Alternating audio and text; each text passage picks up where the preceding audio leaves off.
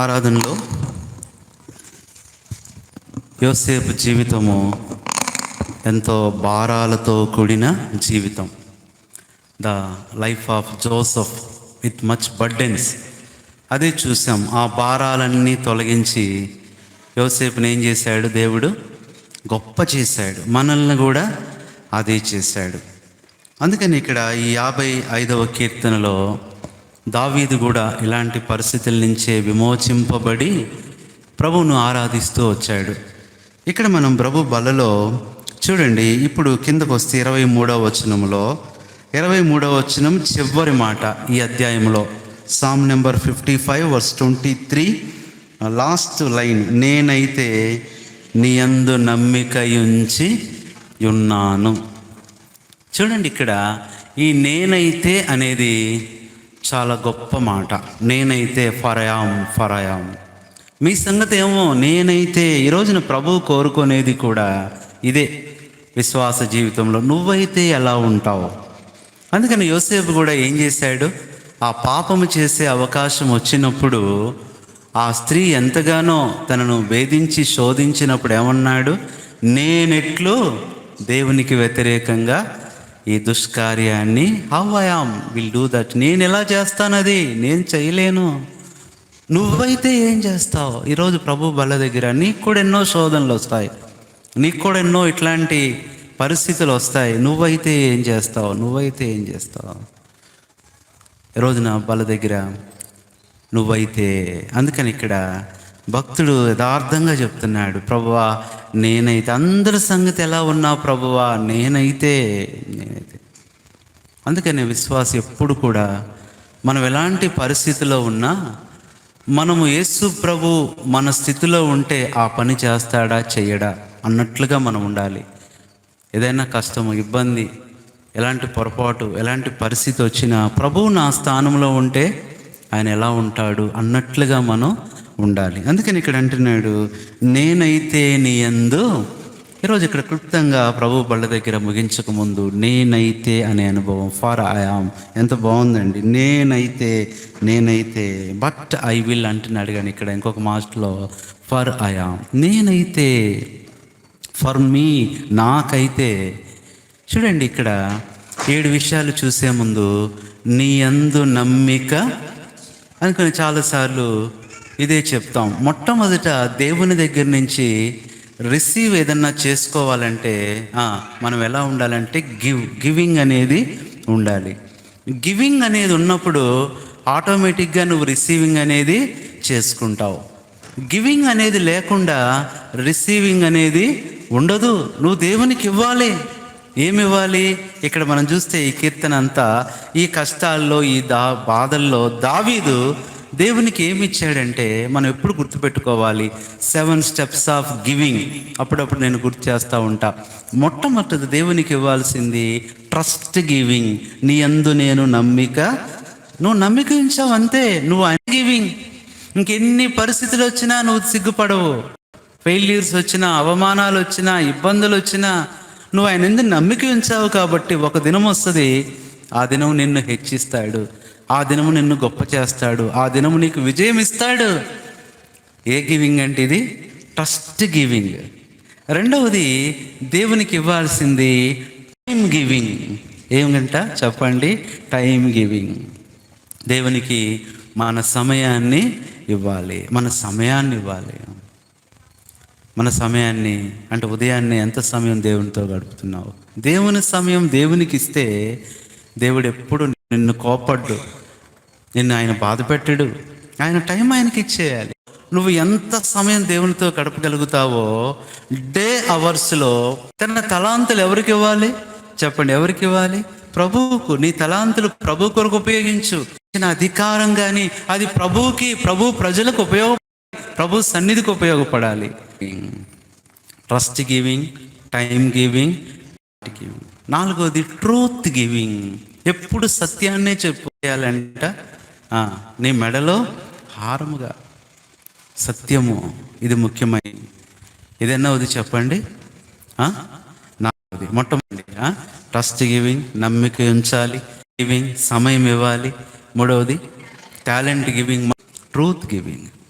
ఐదవది చూసినట్లయితే టైత్. అన్నీ కూడా టీలే వస్తాయి. టైత్ నువ్వు అది నీకు దేవుడిచ్చే రాబడిలోనే కాదు, దేవుడిచ్చే ఆశీర్వాదాల్లోనే కాదు, దేవుడిచ్చే సమయంలో, దేవుడిచ్చే దినములో, ప్రతి దాంట్లో దేవుడికి ఏమి ఇవ్వాలి చెప్పండి? Tithe giving. ఆ సమయము, ఆ 10వ భాగము ప్రభువుకు నువ్వు ఇవ్వాలి.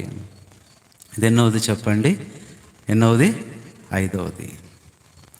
ఇంకా చెప్పాలంటే దేవుడు నీ దగ్గర అడగందంటూ ఏది ఉండకూడదు. ఏదైనా ప్రభువా నీకే, ప్రభువా నీకే, ప్రభువా. ఏ గివింగ్ అంటే ఇది? టాలెంట్. ఏడవది చూస్తే టాస్క్ గివింగ్. ఆయన కొరకు పని చేయి. ఆయన కొరకు ఏం చేయగలవు? ఏ కార్యం చేయగలవు? సువార్త చేయగలవా? కరపత్రాలు ఇవ్వగలవా? కొంతమంది మందిరానికి నడిపించగలవా? ఆయన కొరకు సాక్ష్యం ఇవ్వగలవా? టాస్క్ గివింగ్ పీపుల్గా మనం ఉండాలి. ఏదో ఒక పని ఆయన కొరకు నువ్వు చేయాలి. అందుకని అంటున్నాడు, నేనైతే నీ యందు నమ్మిక. ఈరోజున ప్రభు బల్ల దగ్గర ఒకటి, అందరైతే ఎలాగుంటారు, మరి నువ్వైతే ఎలా ఉంటావు? ప్రభు బల్ల దగ్గర చెప్పగలిగితే, ఈ నెలంతా ప్రభా నేనైతే తప్పిపోయాను ప్రభు, ఒప్పుకుందాం ప్రభు దగ్గర. నేనైతే నిన్ను బాధ పెట్టాను ప్రభు, నేనైతే నిన్ను దుఃఖపెట్టాను, నేనైతే నిన్ను ఎంతో గాయపరిచాను, నేనైతే నిన్ను అవమానపరిచాను. ప్రభు అంటున్నాడు, వాట్ హ్యాపెండ్ దట్ హ్యాపెండ్. తన నెలలో ఎలా ఉంటావు? ఒక తీర్మానంతో వెళ్దాం. ఈ ఫస్ట్ వర్షిప్లో అందరి సంగతి ఏమో కానీ ప్రభువా, నువ్వు పనిచేసే చోట, నువ్వు చదువుకునే చోట, నువ్వు నివసించే చోట, నీ కుటుంబంలో నువ్వైతే ఎలా ఉంటావు? నువ్వైతే ఎలా ఉంటావు? ఇక్కడ సమయం లేదు కాబట్టి కొన్ని విషయాలు క్లుప్తంగా చూద్దాం. చూడండి, 1 రాజుల గ్రంథం 18:20. కొంతమంది భక్తులు వారి జీవితంలో వారిచ్చిన సాక్ష్యం, నేను ఎలా ఉంటాను. 1 రాజుల గ్రంథం 18వ అధ్యాయం 24. 1 Kings 18:24. మీ దేవత పేరును బట్టి ప్రార్థన చేయండి. నేనైతే దట్స్ ఆల్. మీరేమన్నా చేసుకోండి, నేనైతే ఏం చేస్తాను? ప్రతి విషయంలో ప్రార్థన చేసుకో. లోకస్తులు ఎన్నో చేసుకుంటారు, ఎన్నో రకాలైన ఆచారాలు ఉంటాయి, పద్ధతులు ఉంటాయి, ఇబ్బందులు ఉంటాయి. First I will pray. నేను ప్రార్థన చేస్తాను. ప్రతి కష్టానికి ప్రార్థనే, ప్రతి పనికి ముందు ప్రార్థనే, ప్రతి ప్రయాణానికి ముందు ప్రార్థనే. ప్రార్థన చేయి. ప్రార్థనతో చేసే ప్రతిదీ కూడా అది పరిశుద్ధపరచబడుతుంది. ప్రార్థనతో చేసే ప్రతిదీ కూడా అది విజయవంతం అవుతుంది. ఇక్కడ అంటున్నాడు ఏలియా, మీరేమన్నా చేసుకోండి, నేనైతే ప్రార్థన చేస్తాను. ఇది అండి దేవునికి మనం ఇవ్వాల్సిన ఒక హామీ. ప్రభువా, గత నెలంతా నేను తప్పిపోయా, ఈ నెల నువ్వైతే ఎలా ఉంటావు అంటే, ప్రభువా నన్ను సజీవంగా ఉంచావు, నన్ను ఆరోగ్యంగా ఉంచావు, కాబట్టి నేనేం చేస్తాను? ప్రార్థన చేస్తాను. రెండవ మాట మనం చూసినట్లయితే చూడండి, 5వ కీర్తన 7వ వచనం. ఇక్కడ క్లుప్తమైన the 7 steps of for I am. నేనైతే అనే 7 మెట్లు. నేనైతే నీ కృపాతిశయమును బట్టి. రెండోది, ఎక్కడ ప్రవేశిస్తాను? లోకస్తులందరూ ఎక్కడెక్కడికో వెళ్తారు, ఎక్కడెక్కడో ప్రవేశిస్తారు. ప్రభువా, నేనైతే కష్టం వచ్చినా మందిరమే, బాధ వచ్చినా మందిరమే, సమస్య వచ్చినా మందిరమే, ఓడిపోయినా మందిరమే, అవమానాలు వచ్చినా. ఎంత బాగుందండి. The most comforted place, that is the house of God. దేవుని యొక్క సన్నిధి. నేనైతే ఇబ్బందులు వచ్చాయి, బాగా కోపడ్డాడు, ఇబ్బంది పడుతూ వచ్చారు. ప్రియులారా, ఎలాంటి పరిస్థితులండి. భార్యాభర్తలు ఇద్దరు కోపడుతున్నప్పుడు ఆ కోడలు వచ్చి చెప్పిందంట అత్తగారితో. ఏదో చెప్పితే, అమ్మ ఏముందమ్మా, అమ్మాయి ఇవి నువ్వే సర్దుకుపోవాలనిందంట. ఇక బట్టలు సర్దుకొని వెళ్ళిపోతుందంట. ఏంటమ్మా అంటే, నువ్వే సర్దుకుపోమన్నావు కదా అత్తయ్య. కొన్నిసార్లు అర్థం కాదు. వెళ్ళిపోయిందంట. ఏమో వచ్చేసామంటే, అత్తయ్య నన్ను సర్దుకుపోమంది. సర్దుకుపోమన్నావా? పోమన్నాను కానీ ఆ సర్దుకుపోవటం ఏదో ఒకటి అన్నావు కదా. చాలాసార్లు కొన్ని పరిస్థితులు వస్తాయి. నేనైతే ఎలాంటి పరిస్థితులు వచ్చినా ఎక్కడికి వస్తాను? నేనైతే ఎప్పుడు ప్రవేశిస్తాను చెప్పండి? మందిరంలో, మనుషుల ఇంట్లో కాదు, లోకస్తుల లాగా కాదు, ఇది రెండవది.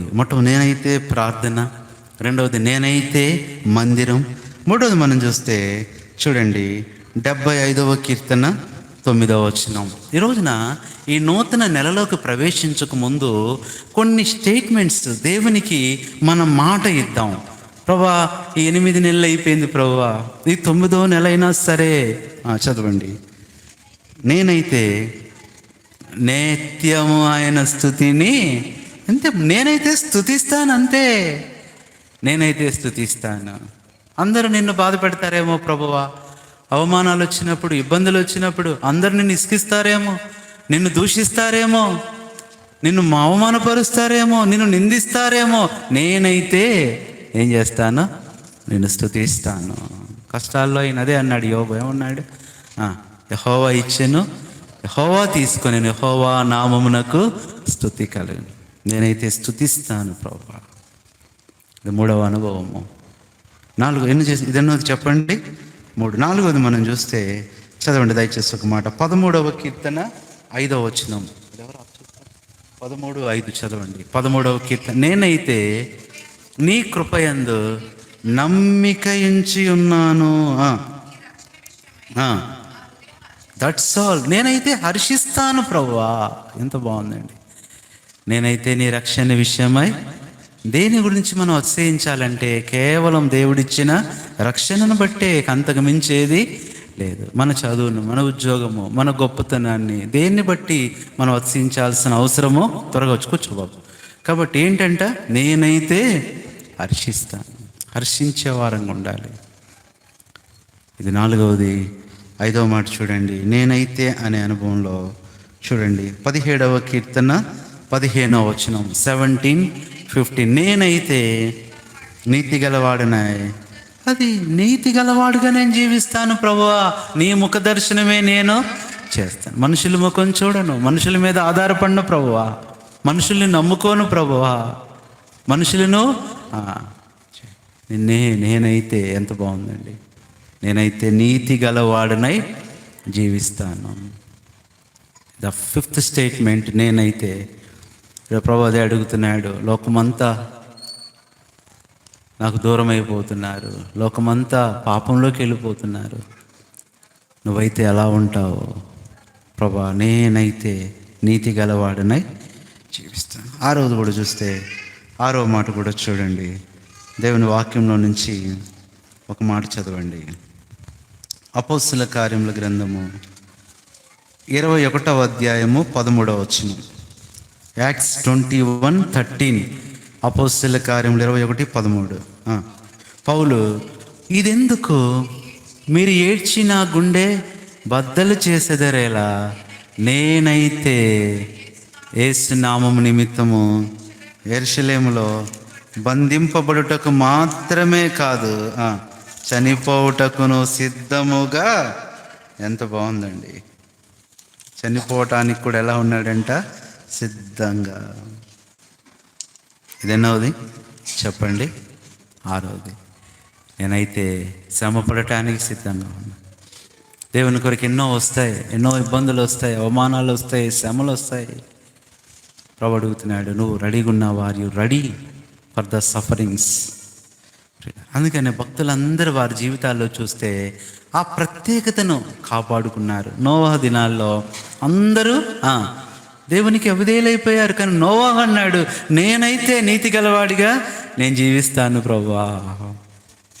ఎంత బాగుందండి. అబ్రహాం దినాల్లో అందరూ దేవుణ్ణి విశ్వాసం ఉంచలేదు. ప్రభు, నేనైతే విశ్వాసం ఉంచుతాను, నువ్వు చెప్పిన వాగ్దానం నమ్ముతాను. యాకోబు దినాల్లో కూడా చూస్తే ఎంత కొట్టినా ఏం చేస్తున్నాను? నేనైతే నిన్ను వదిలిపెట్టను ప్రభువా, నన్ను ఆశీర్వదించే వరకు నేను వదిలిపెట్టాను. దావీదు దినాల్లో దొరికాడు సౌలు, చంపేయొచ్చు కదా అంటే ఏమన్నాడు? నేనైతే అతన్ని చంపను. దేవుడు కోరుకుంటున్నాడు ద బిలీవర్స్ స్పెషాలిటీ. దేవుడు అదే కోరుతాడు. నీ ప్రత్యేకత ఏదో దాన్ని బట్టి దేవుడు ప్రత్యేకమైన కార్యం చేస్తాడు. నువ్వు దేవుని కొరకు ప్రత్యేకంగా ఉండకుండా ఏ ప్రత్యేకమైన కార్యం దేవుడు నీకు, నువ్వు కొంచెం ప్రత్యేకంగా ఉండు దేవుని కోసం, ఎన్ని ప్రత్యేకతలు ఇస్తాడో తెలుసా దేవుడు నీకు? ఆశ్చర్యపోతావు.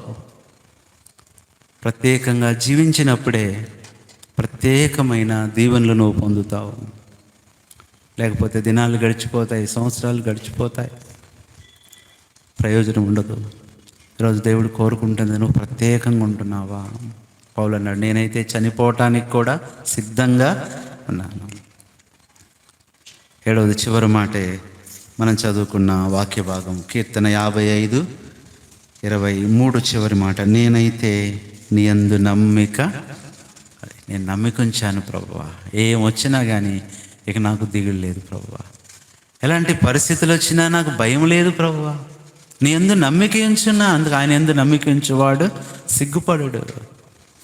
7 విషయాలు ఈ సంవత్సరం. అప్పుడే దాదాపు 8వ నెల చివరి దినం. ఎలా ఉన్నామో ప్రభు కొరకై ఎలా జీవించగలిగాం. ఇక నుంచి అయినా సరే, ఈరోజు నుంచి ప్రభువా, నేనైతే ఫర్ మై సెల్ఫ్, నేను చూశాను చెప్పండి. మొట్టమొదటి నేనైతే ఎలా ఉంటా? నేను ప్రార్థన చేస్తా. ఎలాంటి పరిస్థితి వచ్చినా నువ్వు ప్రార్థన చేయి. మీరేమున్నా చేసుకోండి, నేనైతే ప్రార్థన చేస్తాను. 2వది, నేనైతే నీ మందిరంలోనే, ఇంకెక్కడికి వెళ్ళను ప్రభువా, ఎక్కడ ఉండను, నీ మందిరంలోనే ప్రవేశిస్తా. 3వది ఏంటంట, నేనైతే నిన్ను స్తుతిస్తా. కష్టాలు వచ్చినా, అవమానాలు వచ్చినా, అన్నీ పోగొట్టుకున్నా, అందరు నిన్ను దూషిస్తారేమో కానీ ప్రభువా, నేనైతే అనే మాట ఎంత బాగుందండి. తర్వాత 4వది ఏంటంటే, నేనైతే రక్షణ విషయంలో హర్షిస్తాను. ప్రభువా, నన్ను రక్షించావా, నిన్ను ఆరాధిస్తాను, నిన్ను కొనియాడుతాను. 5వది ఏంటంటే, నీతి గలవాడనే నీ ముఖ దర్శనమే చేస్తాను ప్రభువా. తర్వాత నేనైతే చనిపోవటానికి కూడా సిద్ధంగా ఉన్నాను ప్రభువా నీ కొరకై. 7వ చివరి మాట, నీ యందు నమ్మిక, నేనైతే నీ యందు నమ్మిక. నిజమే, ప్రభు అయిన యేసుక్రీస్తు వారు కూడా ఆయన మన కొరకు, ఆయనైతే రక్తమంతా కార్చాడు, ఆయనైతే అవమానాలన్నీ పడ్డాడు, ఆయనైతే బాధలన్నీ పొందాడు, ఆయనైతే శ్రమలన్నీ అనుభవించాడు, ఆయనైతే మన కొరకు మరణించాడు, ఆయనైతే సమాధి చేయబడి తిరిగి లేచి రాబోతున్నాడు. ప్రభు అంటున్నాడు, నువ్వైతే ఎలా ఉంటావు? తల్ల వంచండి, ఒక క్షణం కళ్ళు మూసుకోండి. 8 నెలల కాలంలో ఎందుకు నువ్వు ప్రత్యేకమైనవి పోగొట్టుకున్నావు? నీ దగ్గర దాకా వచ్చి ఎందుకు అవి దూరం అయిపోయినాయి అంటే, God didn't see the speciality in your life. నీలో ప్రత్యేకతని దేవుడు చూడలేకపోయాడు. ప్రార్థన చేసుకుందాం. అవును ప్రభువా, క్షమాపణ కోరుతున్నాను. నేనైతే అలా ఉండలేకపోయా. గత 8 నెలలు నాకు ఇంకొక అవకాశం ఇస్తున్నావు. నేనైతే నీ కొరకు ఇలా జీవిస్తాను. ఇతరుల సంగతి ఏమో ప్రభువా, వాళ్ళు తొందరపడవచ్చు, వాళ్ళు నిన్ను బాధ పెట్టవచ్చు, వాళ్ళు దేవునికి దూరం అవ్వచ్చు, వారు పాపం చేయవచ్చు. బట్ నువ్వైతే ఎలా ఉంటున్నావు? లోకస్తులందరూ కూర్చొని మాట్లాడుతున్నప్పుడు, లోక సంబంధమైన విషయాలు చర్చిస్తున్నప్పుడు నువ్వు ఎలా ఉంటున్నావు? నువ్వైతే మాట్లాడుతున్నావు, నువ్వైతే ఎలా ప్రవర్తిస్తున్నావు? For yourself. ప్రభు అదే కోరుతున్నాడు. అందరి సంగతి నాకు అనవసరం నా బిడ్డ, నువ్వైతే ఎలా ఉన్నావు? అవును ప్రభువా, నేనైతే నీ కొరకు నమ్మకంగా ఉంటాను.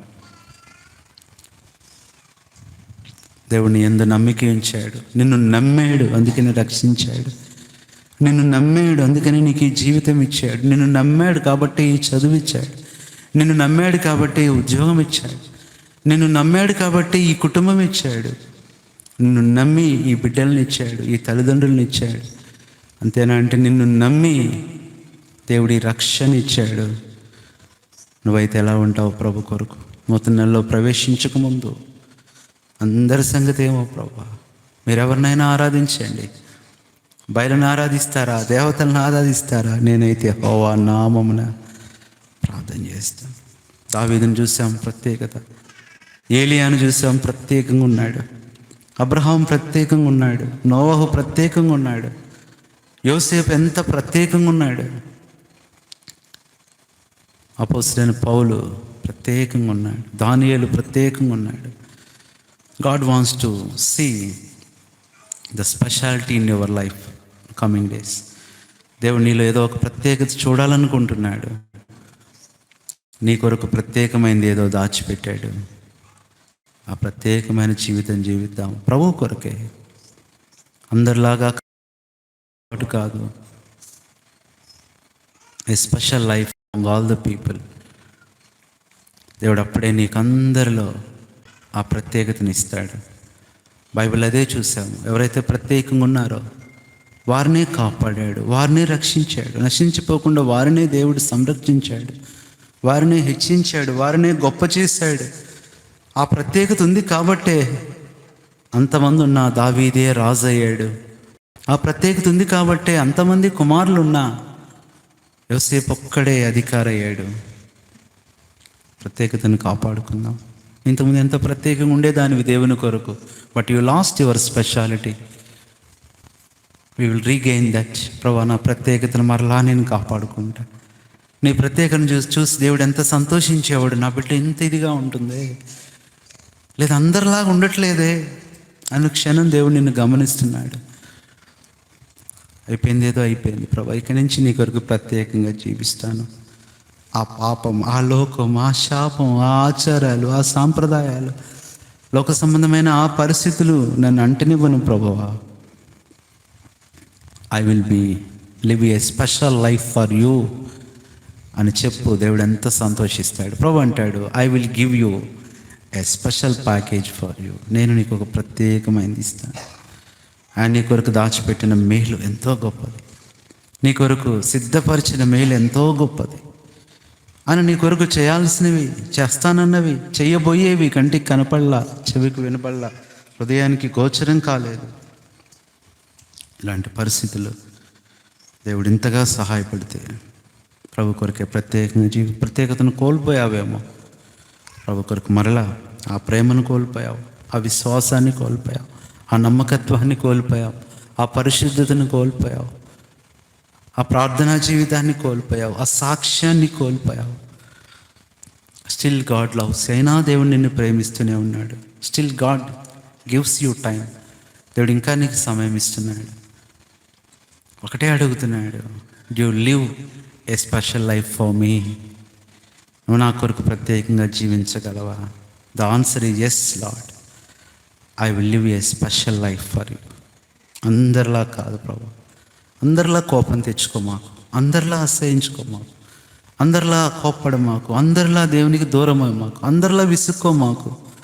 నువ్వెక్కడున్నా నీ ప్రత్యేకతను కాపాడుకో. మనుషులు గుర్తించకపోయినా, మనుషులు నవ్వినా, అవమానపరిచినా దానికి తగిన ప్రతి ఫలం అనేది దేవుడు నీకు ఇస్తాడు. దాని కొరకై మనం సిద్ధపడతాం.